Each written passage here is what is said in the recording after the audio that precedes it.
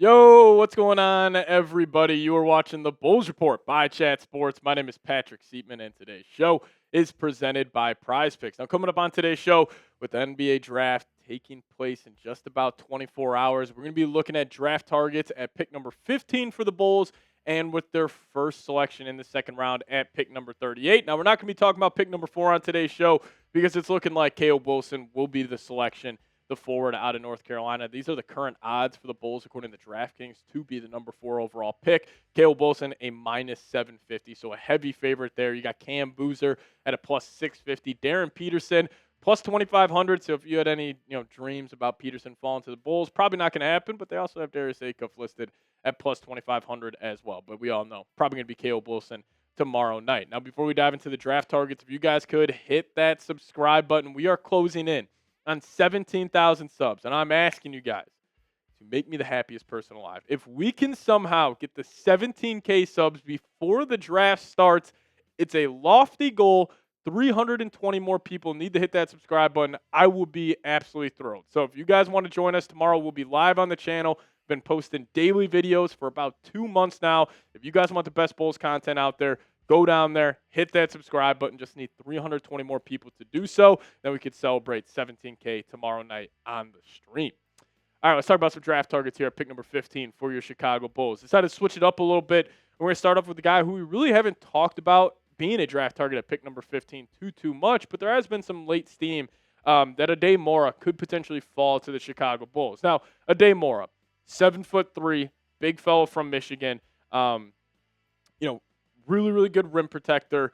Can hit the glass decent enough where you feel like he'll be a decent 12 and 10 guy at the next level. Now, my only concern with Aday Mara is you see the 23 minutes a game at the top of your screen. That's the most he played in his collegiate career. He was around 10 minutes a game before he got to Michigan. Now, Donovan Clingan, also another great big man who, Aday Mara gets comped to. He only played 22 minutes a game at college, but still definitely probably closer to nothing than something, but still, something I'm considering when talking about Aday Mara. But I still think, like, if you could get Caleb Wilson and Aday Mara, that would be a hell of a 1-2 punch for the Chicago Bulls. Now you got Labaron Philon Jr., our next up here on our draft targets list at 15. Guard out of Alabama.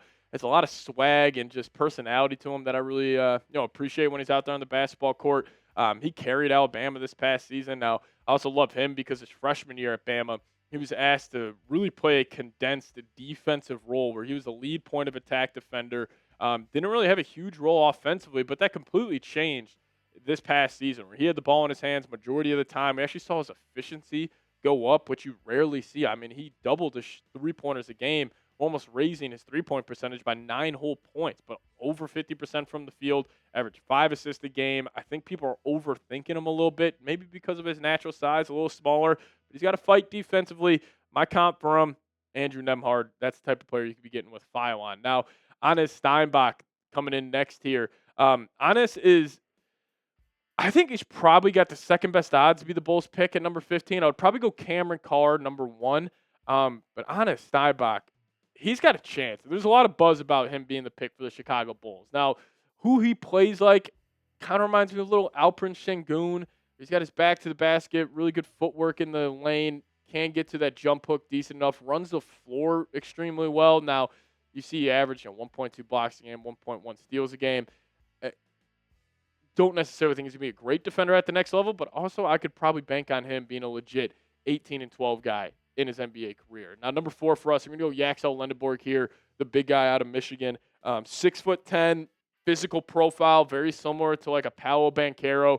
And, he worked his way up, going from UAB, then transferring to Michigan was a huge piece for why, Michigan won the title this past season. But he actually didn't start playing basketball, I think, until he was 16, 17 years old. So even though he's 23 years old, still feels like a young prospect. You got some questions about his maturity. But if you want a guy that's going to, contribute right away, like Yaxel Lendeborg would be a hell of a pick, was still offering you a ton of upside, even though he is an older prospect at 23 years old. Now, we'll get to one more name here in a second, then dive into the second round. But you guys chime in for me down below. Who do you want the Bulls to draft at number 15? We all assume it's going to be Caleb Wilson at 4. But what about pick number 15? You guys let me know your thoughts down below. Do want to give a massive shout out to our good friends over at Prize Picks. And if you guys use that promo code HMA, we'll hook you guys up with $50 instantly in lineups when you play your first $5 lineup. Prize Picks is the best place to win cash while watching sports. The app is really easy to use. You just got to pick more or less on a few player stats and lock in your lineup. Prize Picks is available in most states, including states like California, Texas, Florida, New York, Minnesota, and of course, Illinois. And anytime I'm watching any of my favorite sporting events, I just add a Prize Picks lineup in there, and it makes that game that much more enjoyable for my viewing experience. But you guys can also follow lineups throughout the entire season on Prize Picks, which I think is one of the coolest parts. Like for this example, we got Myles Garrett sacks, Puka Nacua receiving yards, Christian McCaffrey rushing yards. You can follow that, not just for a game, but the entire season. So either fade those picks or tail those picks. Just do so at Prize Picks. And you guys can even follow me on that at Pat Sieps, PATSIEPS, to see all my lineups there. But sign up for Prize Picks with promo code HMA. Get hooked up with $50 instantly on lineups. When you put your first $5 lineup, just hit that link down below in the comment section and description of today's show.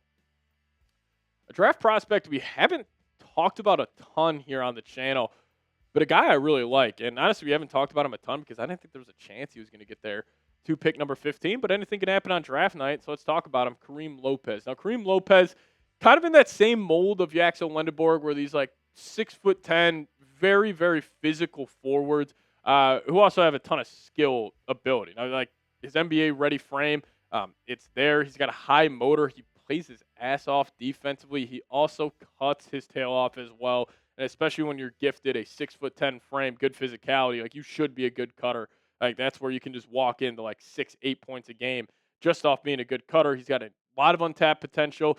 Now, questionable decision-making and shooting, but there is upside with his playmaking. So you kind of think about him as a juiced-up Guy Santos of the Warriors, just kind of in that mold of 6'10", physical, good cutter.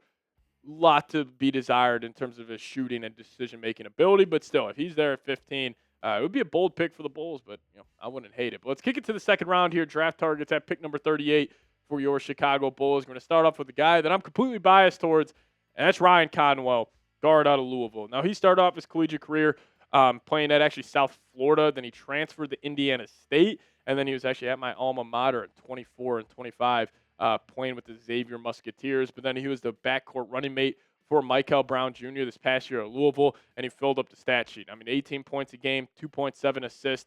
Had a really high volume this past year, so the shooting efficiency, not going to put too much stock into that, 40.8% from the field. But he was asked to do a lot, especially with Michael dealing with injuries throughout the season. But I think he's going to be a guy in the NBA where you're hoping he can be that guard off the bench who can give you a solid 12 to 15 minutes a game, a tough shot taker and a tough shot maker.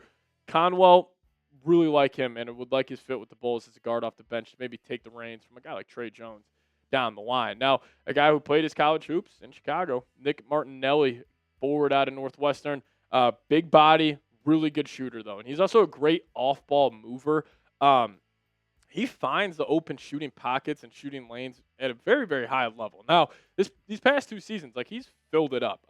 Doesn't take a crazy high volume of three-pointers. Only took 3.3 a game this past season, but still shot it at almost 42% from downtown, which is ridiculous efficiency.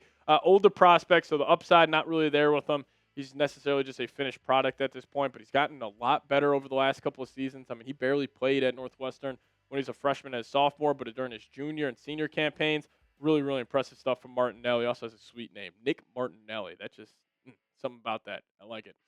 Second-round option for the Bulls. Then you got Baba Miller, big man out of Cincinnati. Like his motor a lot. With these big guys that are 6 foot, 11, 7 foot, with a lot of natural athletic ability. The number one thing I'm looking at is motor with these big guys, and he has that. Now, he'll be a glass cleaner for you. He'll come off the bench, give you really good minutes, and just overall with Baba Miller, I think he's a guy where, you're probably not asking him to, be 25, 30 minutes a game at the peak of his NBA career, but it's this guy that come off the bench, maybe finds a little Isaiah Stewart role in the NBA where he's just giving you energy, giving you physicality. That's who he probably will be in the NBA. So I like him at 38 as well. And now my favorite draft target at pick number 38, I doubt he is there. It's got to be Alex Karaban. One of the most polished and accomplished college players we have seen in the history of college basketball. 3 finals appearances, 2 championships, 3 Final Fours, obviously, and just been consistent since he's gotten to UConn. He's an incredibly hard worker. He puts up also a lot of tough shots I think at the NBA level, with him getting more open looks than he did at the college level, I think the 3-point percentages, like he'll be a 40% 3-point shooter. He finds open lanes well, good off ball cutter. Questions on him defensively, but if he could just be a solid team defender, maybe he'll struggle on ball a little bit one on one. But if he could be a good team defender, he definitely will have a spot in the NBA. Now, Richie Saunders, kind of similar to Alex Karaban, just obviously not as accomplished, and I don't think obviously as good as Karaban, but he is coming off a torn ACL. If he didn't tear his ACL, I could have seen him being a borderline first-round pick.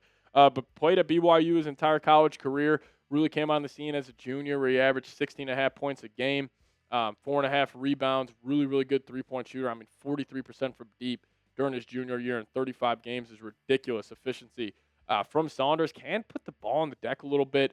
But this past year, tore his ACL later on in the season, which is obviously, pretty, sucks for him. But maybe he's available at 38. Bulls take a flyer on him. But overall, in the second round, you're just hoping to get like a guy off the bench who can come in and give you like 10 to 12 solid minutes per game.